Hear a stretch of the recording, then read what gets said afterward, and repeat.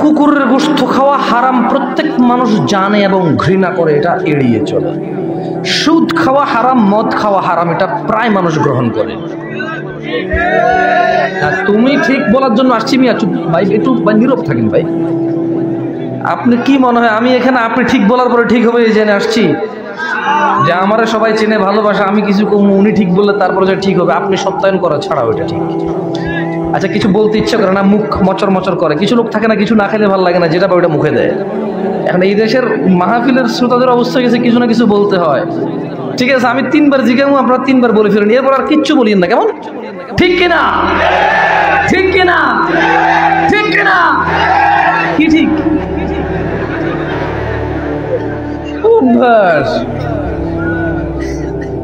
বলছেন, বলার সুযোগ দিছি, এবার আর বলিয়েন না কিছু, কেমন? মাঝে মধ্যে যদি আমি কিছু জিজ্ঞেস করি ওটুকু বলিয়ে, তবে ইনশাল্লাহ আমি ঠিক কিনা জিজ্ঞেস করবো না। কারণ এই যে দেখেন, দেখে দেখে কথা বলি, বহু জায়গায় বহু মানুষ বাঁ চোখে দেখে যে কিছু পারি না, দেখে কথা বলি। আমরা তো বাঁকা চোখে দেখুক, যাতে ভুল না হয়, যাতে কি না হয়। আপনি ঠিক বা ঠিক বলার অপেক্ষা করতেছি না, একদম দেখে দেখে কথা বলি। এ দাঁড়িয়ে কথা বলার জন্য সব জায়গায় বলি কেন, একটু দেখে কথা বললে একটু মানে চালাকি হয় আর কি, বুঝছেন? মানে বোঝা যায় না, যে কেউ বুঝতে পারে না যে আমি দেখে কথা বলতেছি। মানে মোবাইল দেখে দেখে কথা বলে হুজুর, পরে যে চেনে না বলবো যে ও মাই কি হুজুর আনছে, হুজুর মোবাইল দেখে কথা বলে। এখন আমার কি সঠিক বলা জরুরি নাকি মুখস্থ বলা জরুরি? মুখস্থ সঠিক হলে আলহামদুলিল্লাহ, আর যদি আমার মতো কেউ একটু কম জানে, মুখস্থ নাই, তাহলে দেখে বলবো, সমস্যা কোথায়? সঠিক বললেই হলো তো। ওই আবার কয় ঠিক, অসুস্থ অসুস্থ। যাই হোক, আমাকে বলেছে সমাজ নিয়ে কথা বলতে। শাশুড়ির কাছে ওই বউটা খুব খারাপ, যে বউ শ্বশুর শাশুড়ির খেদমত করে না, ওই বউটা খারাপ না যে নামাজ পড়ে না। ছেলের কাছে তার স্ত্রীর একটাই অপরাধ চোখে পড়ে, তা হচ্ছে পর পুরুষের সাথে কথা বলে কিনা। সে মনে করে তাইলে এর সাথে সম্পর্ক ছিন্ন করতে হবে। ও যতই বেনামাজি হোক, ও যতই বোরখা ছাড়া চলুক, ওর সাথে সম্পর্ক ছিন্ন করার কথা কোনো পুরুষ চিন্তা করে না, নিষেধ করে না। যখন দেখবে কোনো পুরুষের সাথে মোবাইলে একান্ত গোপনে, ফেসবুকে, ইমোতে, হোয়াটসঅ্যাপে, ভিডিও অডিও কলে কথা বলে, তখন ধীরে ধীরে না করে তিক্ততায় পরিণত হয়ে তালাক, ডিভোর্স পর্যন্ত যায় পৌঁছায়। ওই মহিলা যদি জীবনে এক ওয়াক্ত নামাজ না পড়ে, কোনো পুরুষ চিন্তা করে না তাকে তালাক দিতে হবে। কেন চিন্তা করে না জানেন? কারণ সে বিয়ে করার সময় দেখেই নাই, খোঁজে নাই যে নামাজ পড়ে কিনা, এটা তার দরকারই ছিল না। তার শুধু দরকার ছিল ফর্সা চেহারা। কি হতে হবে? ফর্সা হতে হবে। শ্বশুরের একটু ভালো ঘর দুয়ার থাকতে হবে, নাহলে সে যদি জামাই হিসেবে যায় তাকে শুইতে দেবে কোথায়? সে বিয়ের সময় তার মা বাপ বলছে, আয় রে এই জায়গায় বিয়ে করতে যাস, দুজন বন্ধু বান্ধব নিয়ে গেলে খাইতে দিবি কে, থাকতে দিবি কই? মেয়ের বাবা তো ঘর বাড়ি নাই। কি বলতেছে? হ্যাঁ, এদেশের মেয়ের বাপেরাও মেয়ে বিয়ে দেওয়ার সময় জামাইয়ের চরিত্র, আখলাক, দিনদারিতা দেখে না। জামাই বন্ধু বান্ধব নিয়ে আসবে, হুন্ডা রাখার জায়গা করার জন্য জমি বিক্রি করে, সুদের উপরে ঋণ নিয়ে, টাকা ধার করে, চিটারি বাটপারি করে দালান কোঠা তোলে, কারণ জামাই জামাই শুতে দিবে। আরে বেটা, তোর বাড়িতে 2 দিন থাকতে আসবে রে, একজন মানুষ 2 দিন থাকতে আসবে, এর জন্য বিল্ডিং বানাইতে হবে সুদের উপরে টাকা নিয়ে, জমি বিক্রি করে? হ্যাঁ, ও 1 দিনের জন্য আসবে, 2 দিনের জন্য আসবে, যে কোনো মূল্যে ওর জন্য বিল্ডিং ঘর বানাইতে হবে। আর বেটা, তুই তোর শ্বশুর বাড়িতে যাবি 2 দিনের জন্য না রে, একবার বিল্ডিং দেখেই বিয়ে করতে হবে। হ্যাঁ, তোমার নানার কি ছিল যখন তোমার বাপে বিয়ে করছে তোমার মারে? তোমার বাপের কি ছিল? এখন মাশাল্লাহ তোমার বাপে ভালো পয়সা করে ইনকাম করে, হালাল ভাবে ইনকাম করে। তোমার টুকটাক মাশাল্লাহ জায়গা জমি কিনেছো, যে রাস্তার পাশে শতক 4 লাখ টাকা করে 5 শতক 10 শতক জায়গা কিনছো, তোমার বাপে কিনছে। তোমার নানার বাড়িতে তোমার মামারা ঘর দুয়ার তুলে সুন্দর, এখন মাশাল্লাহ পরিবেশ সুন্দর, মানে পাকাপোক্ত করে ফেলেছে সবকিছু। তোমার মাকে যখন বিয়ে করেছে তোমার বাপ কিছু ছিল না, কি হয়েছে? তোমার মায়ের দিনদারিতা দেখে বিয়ে করছে, তোমার নানার মান সম্মান, আখলাক, চরিত্র দেখে বিয়ে করছে, তোমার নানির দাদির সুনাম দেখে, এদের দিনদারিতা দেখে বিয়ে করছে। ভালো ছিল না ওই সময়টা? 17 রকমের খানা পাকাও তোমরা বিয়েতে, গায়ে হলুদ। এটা কার সুন্নত বলতে পারো তোমরা? গায়ে হলুদ?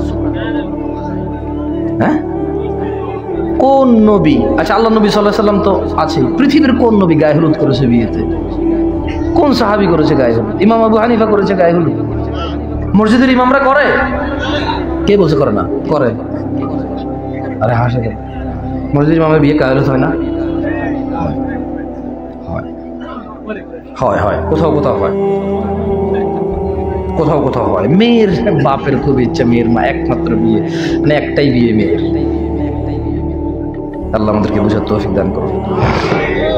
ভাই সমাজ নিয়ে কিছু বলতে পারবো না। এখানে কোনো মানুষ প্রকাশ্যে সিগারেট খেতে যতটুকু লজ্জা পায়, প্রকাশ্যে গান শুনতে এতটুকু লজ্জা পায় না। গান শোনা কি এখন আর গুনাহের মধ্যে পড়ে এদেশে? মানে ঢোল, তবলা, হারমোনি, গিটার, পিয়ানো এগুলো কি আর গুনাহের মধ্যে পড়ে? এখন তো এগুলো বাজায় আল্লাহর ডাকে দেখি মানুষ। হ্যাঁ, ঢোল তবলা বাজে এখন আল্লাহকে ডাকে মানুষ। হারমোনি গিটার বাজে আল্লাহকে ডাকে, তারে নারে নারে নারে তারে নারে নারে নারে, টংটাং টংটাং টংটাং টংটাং আল্লাহরে ডাকে আবার মধ্যখানে। যাদের কাওয়ালি সম্পর্কে ধারণা আছে তারা বুঝে আমি কি বলতেছি। হ্যাঁ, যাদের কাওয়ালি সম্পর্কে ধারণা আছে ওরা বুঝতেছে আমি কি বলতেছি। এগুলো কি হারামের মধ্যে পড়ে নাকি এখন? মানে বাবার ছেলে দুইজন একই ঘরে শুয়ে আছে, ফজরে বেনামাজি দুইজন, কেউ কাউকে লজ্জা পায় না। এটা কি এখন আর লজ্জার মধ্যে পড়ে যে মানুষ কুফরি করে ফেলেছে, আল্লাহর সাথে শিরিক করে ফেলেছে? ওই যে ছেলেগুলো আমার ছোট ভাইরা দাঁড়ায় আছে, যারা আমাকে দেখতে আসছে বা শুনতে আসছে, ওরা তো শুক্রবার কালকে এই জন্য বৃহস্পতিবার রাতে শেভ করে। আল্লাহ রাসূলের সুন্নাহ যেটা ফরজ, রাখা ফরজ, এটা ওরা ফেলে দেয়। কারণ কালকে জুমা, পৃথিবীর সর্বশ্রেষ্ঠ দিন। কালকে জুমা পৃথিবীর সর্বশ্রেষ্ঠ দিন, আল্লাহর কাছে সবচেয়ে উত্তম দিন জুমা সপ্তাহের। এই উত্তম দিনকে কেন্দ্র করে ওরা শেভ করে। কালকে জুমা, সবার বন্ধ থাকবে, এই উত্তম দিনকে কেন্দ্র করে এদের দেশের পরিচালকরা সিনেমা নাটক রিলিজ করে। এরা জুমার দিন উত্তম দিন, আল্লাহ পছন্দ করে এই দিনে দুরূদ পড়া নবীর উপরে। রাসূল সাল্লাল্লাহু আলাইহি সাল্লাম বলেছেন তোমরা দুরূদ পড়ো এই দিনে, এই দিনে কিয়ামত হবে, এই দিনে পৃথিবী ধ্বংস হয়ে যাবে। কিয়ামত কবে হবে জানি না, তবে শুক্রবারে হবে, যেদিন হবে চূর্ণ বিচূর্ণ হয়ে যাবে এই পৃথিবী। ইযা যুলজিলাতিল আরদু জিলজালাহা, যেদিন পৃথিবী প্রবল কম্পনে প্রকম্পিত হবে। ওয়া আখরাজাতিল আরদু আথকালাহা, এবং পৃথিবী তার দায়ভার সব যেদিন বের করে দেবে। ওয়া ক্বালাল ইনসানু মা লাহা, মানুষ বলবে পৃথিবীর কি হয়েছে। ইয়াউমাইযিন তুহাদ্দিসু আখবারাহা, পৃথিবী নিজ বৃত্তান্ত বর্ণনা করবে সেদিন। আল কারিআ, মহাপ্রলয়। মাল কারিআ, মহাপ্রলয় কি? ওয়া মা আদরাকা মাল কারিআ, ও মুহাম্মদ সাল্লাল্লাহু আলাইহি সাল্লাম আপনাকে কিসে জানাবে যে মহাপ্রলয়টা কি?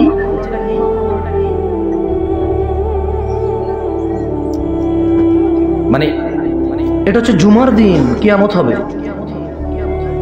ও এই জুমার দিনকে কেন্দ্র করে সিনেমা, নাটক, জেনা, ব্যভিচার, বান্ধবীকে নিয়ে পার্কে ঘুরতে যাওয়া, রাস্তায় নোংরাম করার জন্য বের হয়ে জুমার দিনকে কেন্দ্র করে, কারণ ওর বন্ধ আজকে।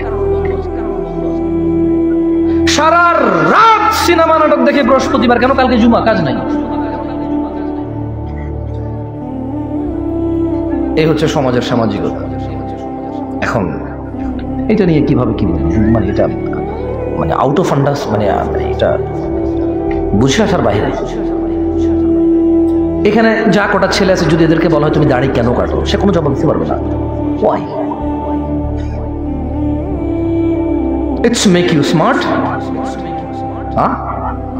দাড়ি কাটা তোমাকে স্মার্ট করে না। That's mean I am not a smart person, তার মানে আমি স্মার্ট না। ইটস মেক ইউ শার্প, তোমাকে মেধাবী করে এটা। That's mean I am not sharp, আমি কি মেধাবী না? তাইলে ইমাম আবু হানিফা, শাফি, মালিকি, ইমাম আহমদ বিন হাম্বল রাহিমাহুমুল্লাহ এরা মেধাবী ছিল না? ইভেন মুহাম্মদ সাল্লাল্লাহু আলাইহি সাল্লাম নিজে স্মার্ট ছিল না, মেধাবী ছিল না। What are you trying to do? মানে তুমি কি বলতে, কি চেষ্টা করতেছো বলতে? তোমার কে বলছে দাড়ি কাটলে সুন্দর লাগে? সিনেমার নায়ক বলছে। তোমার ধর্ম, তুমি মানুষ সিনেমার নায়ককে, তোমার চুল কাটো সিনেমার নায়কের মতো, প্যান্ট পরো সিনেমার নায়কের মতো, গেঞ্জি পরো সিনেমার নায়কের মতো, তুমি রাস্তায় হাঁটা চলা করো সিনেমার নায়কের মতো, মেয়েদের সাথে সম্পর্ক বিবাহ ছাড়া করো কারণ সিনেমার নায়কে করে, এই জন্য করো। Otherwise what else? এছাড়া কি?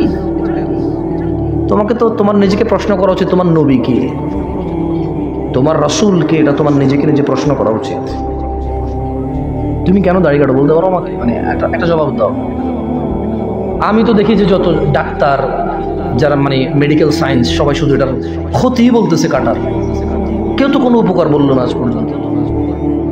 এই যে নাকের ভিতরে যে পশমগুলো ওঠে এগুলোরও কত উপকার আছে, সুবহানাল্লাহ।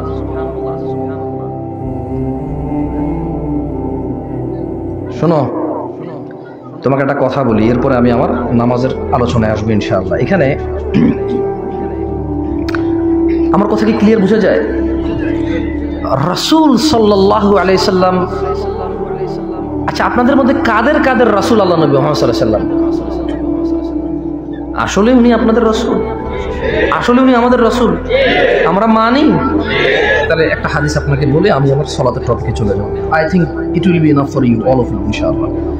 এখানে আব্দুল্লাহ ইবনে মাসউদ রাদিয়াল্লাহু আনহু قال, আব্দুল্লাহ ইবনে মাসউদ রাদিয়াল্লাহু আনহু থেকে বর্ণিত, তিনি বলেন قال رسول الله صلى الله عليه وسلم, আল্লাহর রাসূল সাল্লাল্লাহু আলাইহি সাল্লাম থেকে বর্ণিত, তিনি বলেন যে, মানে আব্দুল্লাহ ইবনে মাসউদ বর্ণনা করছেন আল্লাহ নবী সাল্লাল্লাহু আলাইহি ওয়াসাল্লামের পক্ষ থেকে, তিনি বলেন আল্লাহ নবী সাল্লাল্লাহু আলাইহি ওয়াসাল্লাম বলেছে যে ইন্নাহু লাইসা শাইউন ইউকাররিবুকুম ইলাল জান্নাহ ইল্লা ক্বাদ আমারতুকুম বিহি। ভাই বোন, একলারামপুরের যুবক এবং যুবতী, বৃদ্ধ এবং বৃদ্ধা, ধনী এবং দরিদ্র, সুস্থ এবং অসুস্থ, কর্মজীবী ও ছাত্ররা, ছাত্রীরা, মুস্তাফা সাল্লাল্লাহু আলাইহি ওয়াসাল্লাম যাকে আল্লাহ সুপারিশ করার অনুমতি দেবে, সুবহানাল্লাহ, যিনি হাবিবুল্লাহ, খলিলুল্লাহ, ইমামুল আম্বিয়া, ইমামুল মুরসালিন, রাহমাতাল লিল আলামিন, উনি বলছেন ইন্নাহু লাইসা শাইউন ইউকাররিবুকুম ইলাল জান্নাহ ইল্লা ক্বাদ আমারতুকুম বিহি। ও আমার উম্মতরা, নিশ্চয় এমন সকল কিছু যা তোমাদের জান্নাতের নিকটবর্তী করে, এগুলো আমি আদেশ করা থেকে বাদ দেইনি। নিশ্চয় তোমাদের জান্নাতের নিকটবর্তী করে এমন প্রত্যেকটা বিষয়ের ব্যাপারে আমি তোমাদের নির্দেশ দিয়েছি, একটাও ছাড়িনি।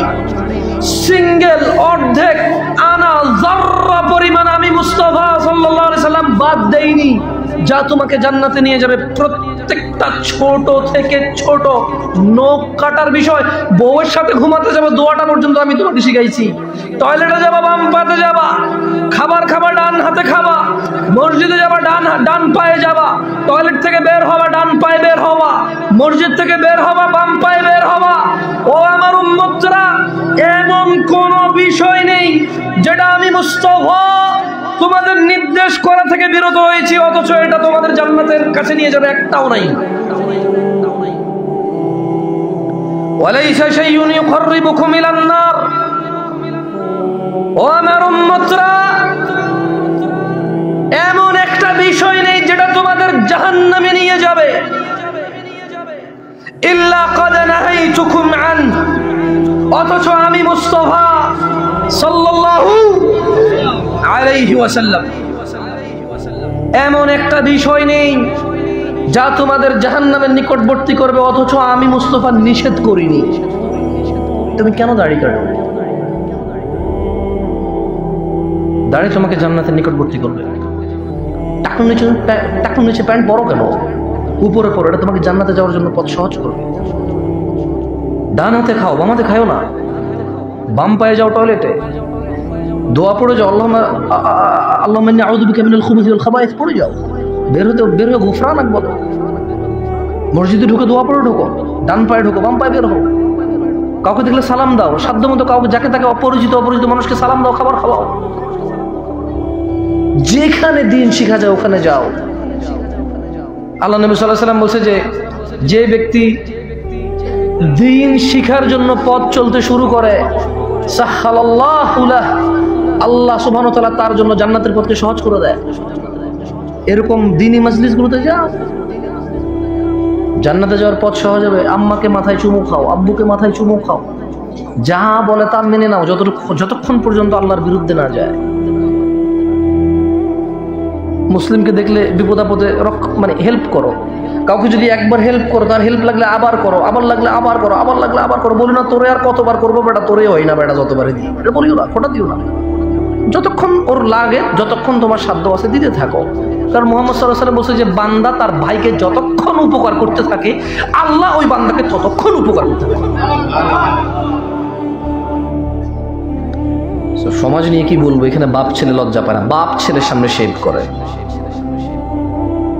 বাপ ছেলের সামনে কি করে, শেভ করে। আসলে আপনি বলবেন যে ভাই শুরু থেকে তো দাড়ি নিয়ে পড়ে আছেন। আরে বেটা তুই দাড়ি তো রাখতে পারছিস না। আমি তো এই তুচ্ছ বিষয় নিয়ে কথা বলতেছি, তুচ্ছটা তো তুই পারস না রে ভাই। এটা তো খুবই তুচ্ছ জিনিস, ফেলে দেওয়ার মতো শুক্র করে। তো এই তুচ্ছটাই তো পারলাম না, কি পারবো। আল্লাহ আমাদেরকে বোঝার তৌফিক দান করুন। যাই হোক, কুমিল্লা তো আমরা শিরক বিদআতে বেশিরভাগ মানুষ জর্জর। একে তো আমরা পুরো বাংলাদেশের মানুষ, পুরো পৃথিবীর মানুষ এখন এই ইবাদত থেকে দূরে। কি থেকে দূরে? এর মধ্যে আবার যতটুকু করি এতটুকু ভেজাল, এতটুকুও অনেক সময় কোরআন সুন্নাহর সাথে মেলে না। আন্দাজে সবাই করে তাই করি। আল্লাহ আমাদেরকে বোঝার তৌফিক দান করুন। যাই হোক,